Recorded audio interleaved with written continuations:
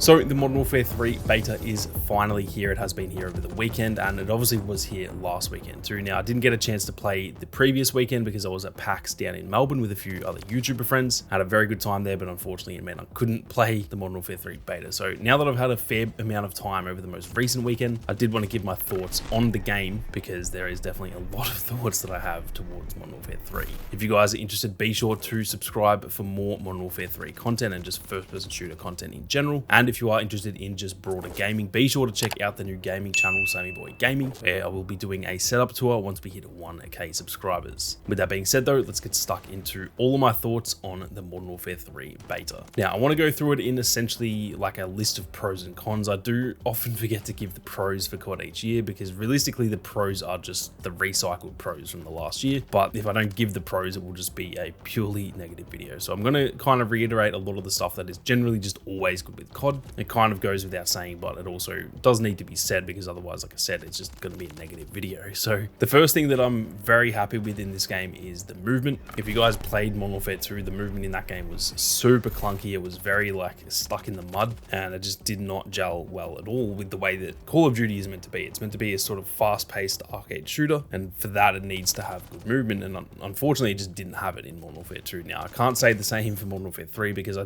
do think this is probably some of the best movement, minus just a couple of issues with there being like a delay after the slide cancel that we've probably ever had in Call of Duty before. At least it's probably on par with Modern Warfare 2019 anyway. The issue with the delay after the slide cancel, they've pretty much come out and said that that is a bug, so that's not intended, and I'll give them the leeway on that hopefully they'll fix that before the game actually launches. Now, another pro is kind of an obvious one, but the game obviously looks very good. Call of Duty generally always looks decent. It doesn't look amazing, it's not mind-blowing, but it just looks as you would expect for a Call of Duty, and it is nice to see a lot of these Modern Warfare 2 maps from, you know, way back in the day being brought to next-gen gaming. So nothing insane in terms of the graphics, but it definitely looks very solid nonetheless. Now, something else that is very solid in my opinion, this might be a bit of a hot take because I've seen a lot of people actually complaining about it, but the gunplay to me personally is actually really solid. Now, by gunplay, I mean that in its most simplest form. There are obviously multiple things that go into gunplay, a lot of which is stuff like the net code and the hit registration. Those are not what I'm talking about because the net code is not all that, to be honest, and the hit reg feels a little bit off as well. But in terms of the gunplay, I'm talking about just if you were playing it offline against like bots, for example, shooting your gun feels very good. That's the only way I can really explain it. But like I said, there is more that goes into it than that. So I think the gunplay, although it feels good in some instances, it's a little bit inconsistent, and that is obviously very unfortunate because it feels like a lot of the time you can lose gunfights that you felt you should win. But yeah, like I said, in its most simplest form, I do think the gunplay is pretty decent overall. Now, my final pro for the Modern Warfare 3 beta is to do with the maps, and they are obviously solid, but it's also kind of hard to praise them because they are obviously just literally Modern Warfare 2 maps. So the maps are good, but we already knew that. They've also picked for the beta a kind of weird choice of maps, if you ask me. There are some really, really great maps in Modern Warfare 2 that they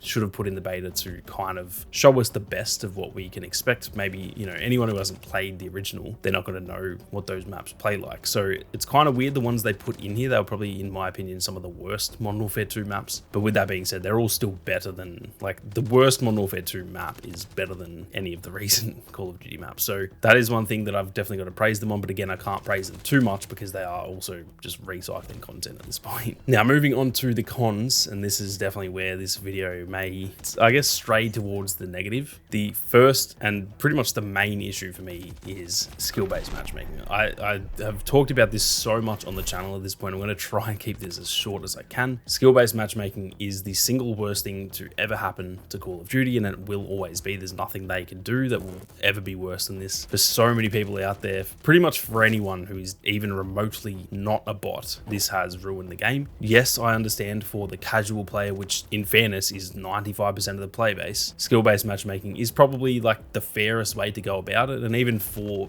players who are really, really good, it's fair. I understand that. Getting put into lobbies with people of your own skill level, it's fair. The thing is, it just removes all, I guess, mystery about what is going to happen in the game. Back in the old Call of Duties, and even recently playing X-Defiant, for example, which does not have skill-based matchmaking, and even I've obviously covered Battlefield as well a lot on the channel, that does not have it either. When I load into a game of any of those, I don't know know what's going to happen.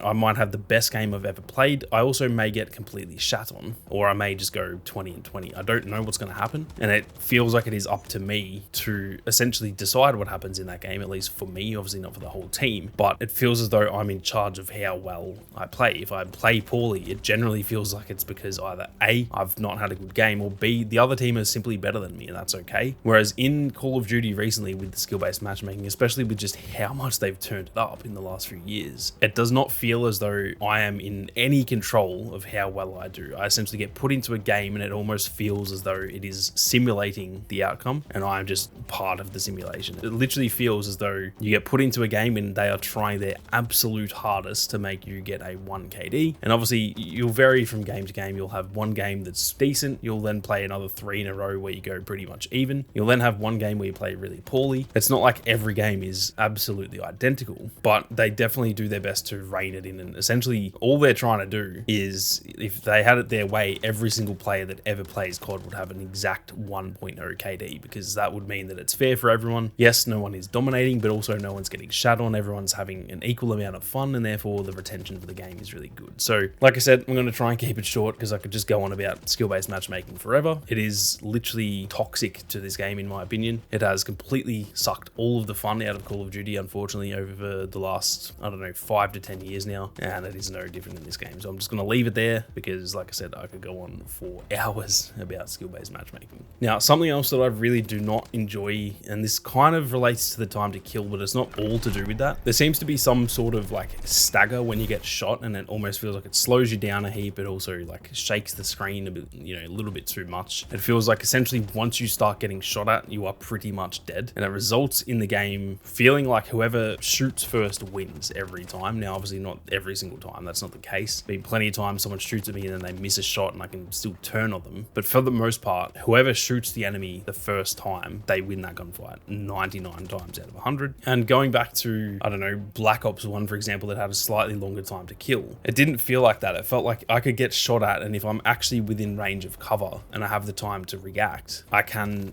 do a dolphin dive and get behind cover. And then from there, even though I'm actually injured, it feels as though I've got time to, try and outplay that enemy, maybe outsmart them, or even just try and hold down until I can heal back up, and then it's an even gunfight from there. And it really resulted in a bit more of a skill gap because you pretty much had to hit your shots. If you're going to take the shot and try and kill someone, you had to kill them, because if you missed a few shots, well, they have every chance to try and return the favor. And it resulted in a lot of really, really good gunfights and just a bit more of a skill gap, I think. But how it is currently, and again, it's a bit to do with the time to kill, but it's not all to do with that. The time to kill is definitely better than it was in Modern Warfare 2, but a lot of it is definitely to do also with that sort of stagger where it just feels like once you get shot, you're almost like immobilized, and it's very, very annoying. That combined with the time to kill, combined with also just like people camping and stuff, it just results in what I've referred to as eye contact simulator. It's literally whoever looks at the enemy first wins the gunfight pretty much every time, and it is definitely very, very frustrating. Now, another issue I have, and obviously it's the beta, so I can't fully determine this until the game actually comes out, but the progression feels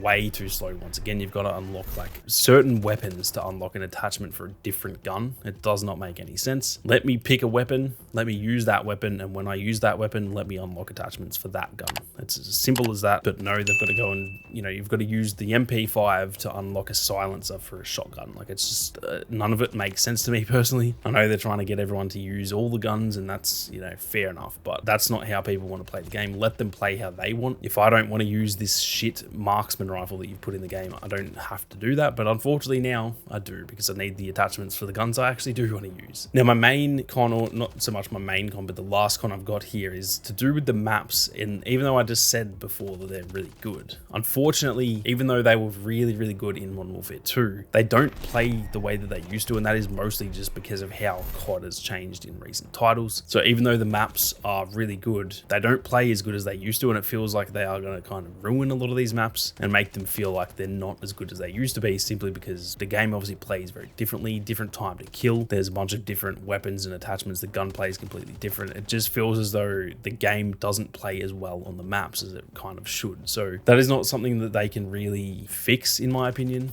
And so it's not really like a negative. It's more to something I've noticed, and it is definitely a downside, because a lot of these maps I used to absolutely love. However, now that I'm playing in Modern Warfare 3, it feels as though I've already kind of lost the love for a lot of these maps, unfortunately. So that is definitely a downside of just the most recent Call of Duties. But with that being said, I think I'd rather that than them making brand new maps, because all their new maps are generally pretty arse. So overall, I would probably say I do think that Modern Warfare 3 is so far better than Modern Warfare 2. And I'm talking the recent Modern Warfare 2, not the original. And that is almost purely because of the movement and the maps. Everything else to me feels pretty much the exact same. It feels literally, if you just told me this was a DLC for Modern Warfare 2, I'd probably believe it. The movement definitely feels different. It definitely feels a lot better. And like I said, the maps are better, but everything else in the game, even just the menus and everything, it just all feels exactly the same. The way that I would describe the beta so far is this game feels as though it is literally just going to be a $70 movement buff DLC for Modern Warfare 2. In other words, it is going to be Modern Warfare 2.5, and that is not exciting. Now, if the game was like